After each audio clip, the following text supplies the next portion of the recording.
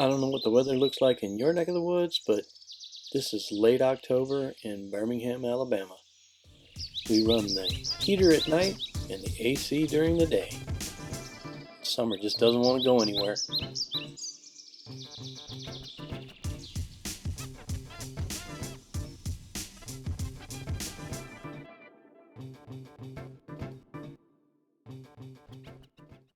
Quick word about eggplants. You're going to look for something to medium size, dark purple in color, as blemish free as possible, and kind of tight to the touch. You don't want any mushy spots. And when we talk about zucchini and yellow squash, these things get moved around in conveyors, tossed into trucks and driven around, and they always have blemishes. So just take your vegetable peeler, get the worst spots out, and we'll go from there. Each one of these we're going to take and cut a little 45-degree bias on the end, and then we're just going to use our mandolin on not the thinnest slice, but the next thinnest slice, looking for about 1/8 of an inch cut. Just about like so, and then we'll do the same for the zucchini. And again, we're just looking for 1/8 of an inch, like this. And then we'll move on to the eggplant. Now the eggplant that skin won't go through your mandolin probably, so I just cut it by hand and just try and be as even with it as you can. If it splits a little bit, it's okay. These are going to get hidden inside the strudel. Got a baking rack on top of a sheet pan. Just going to lay this vegetable out here like this and give it a good dousing of salt. The salt is going to pull the moisture and the bitterness out of this veg. You can see how this is 10 minutes later. All that moisture, it would not be good for the dough that we're going to make for our strudel. So 10 minutes, flip them over, give them another douse of salt, and then you'll see another 10 minutes after that, all that water. Just rinse that extra salt off and pat them dry. And then I put them on a nice little sheet pan and get ready to make my dough for my strudel. I'm going to use the same dough recipe I did in the last video, and I'm going to do a faux lamination. Usually a lamination is you roll the dough out, you give it a layer of butter, you fold it, you roll it out again, you give it a layer of butter, you fold it. I'm going to use flour in between each of these layers. It's going to be less rich, but it will be just as flaky, and it will puff up just as much in the oven when it cooks. So I'm going to fold it about 5 or 6 times. Remember, move fast and let this dough stay cold. If it gets too warm, put it back in the fridge for a couple of minutes. Okay, so I've got the dough rolled out to a single sheet, a little less than 1/8 of an inch thick. I'm going to square off the ends here. I'm going to mark thirds with a little triangle here. Then I'm going to even up these opposite corners to a 45-degree angle. Now I'm going to go about 1 inch, 1.25 inches all along both sides and just cut these real quick strips. Pastry roller is great for this, but just a pizza wheel works just as good. Now these strips will help us make the braid when we get our stuffing in. So we're going to start with, this is 4 ounces of just goat cheese, just plain goat cheese.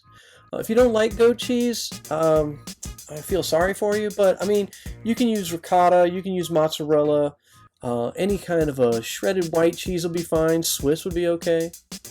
And I'm just going to smooth this out, and we're going to start with our first layer of eggplant slices, and we're going to make sure to give ourselves a little bit of room here at the edge because we're going to fold this back. So we're just going to layer out our eggplant, and then we're going to come back and do the same with our zucchini. You can see these are kind of, they look kind of limp because all that moisture is out of them, but that will really help in the back end of keeping our dough from getting mushy. Now you should use the same technique if you're going to do like a veggie lasagna, because all that liquid will give you a really wet lasagna if you don't. Now I'm coming in the last layer, really thin sliced tomato, as thin as I could cut it.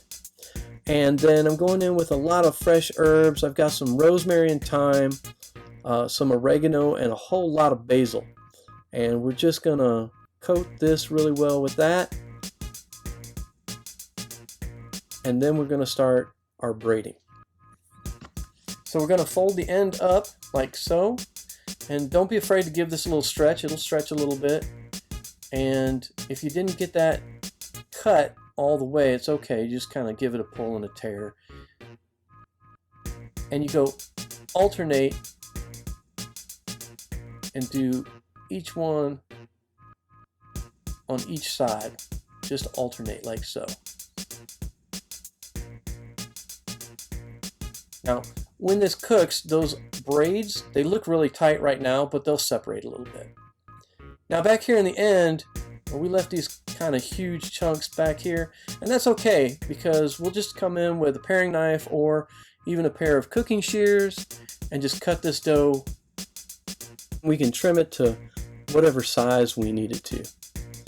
Now we'll just fold this end up before we do these last two braids, and that'll help seal everything up. And again, a little bit too big, that's okay. We've got our kitchen shears, we'll just cut this and make it look as neat as possible. Now if that end is not neat looking, that's all right. That'll be the chef's portion. We don't have to impress ourselves. We're going to use a really long spatula, and this is going to have to, you just have to be really quick. Do this all in one fast motion to get it on your baking pan. And now I'm going to take an egg and a little bit of water and just mix it up really good. And this is an egg wash that will help make our dough brown, and it'll give it a little extra crispiness. Now as this cooks, these braids are going to open up a bit as the dough expands, and you're going to see quite a striking difference between the egg washed dough and the non-egg washed dough. It'll be really cool. Now this end down here, we didn't like it so much, so we're going to take some of our dough scraps. This is what you save it for. Sharp paring knife, a couple of quick cuts like so, and I've got a leaf shape. Now you can do the same for flowers. You can cut little flowers out of this, and what we're going to do is stick this right to the dough and then give it an egg wash. It'll puff up, it'll be really cool looking, and it'll help cover up that not so pretty end of the strudel. To make the veins in the leaf, just don't cut all the way through. Just go about halfway with your knife, give it some really quick pulls, and when this puffs up, those will open up. Once you've got these attached to the strudel, just pop it in the oven, 425 degrees, preheated, for about 15 to 20 minutes, and voila. Let me get a better little, adjust the camera here. Now you can see those braids opened up, and you can see the difference in the coloration of the egg washed versus the non-egg washed, and these cool little leaves down here, they turned out pretty awesome. So you can't see that that end is not as pretty as this beginning end.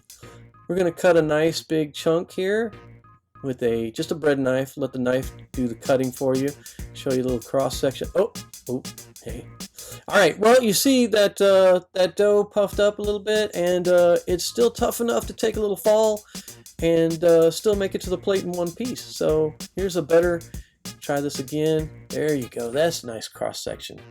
And just a little parsley on the plate, and you're ready to go. You can enjoy these just as they are for a quick lunch, or you can use them, of course, as a side dish to one of your favorite meat entrees. They're a little time consuming, but in the end, you're really going to find it to be worthwhile. And guys, you know the rest. Like, share, subscribe, and just let this outro play, and we'll see you again soon.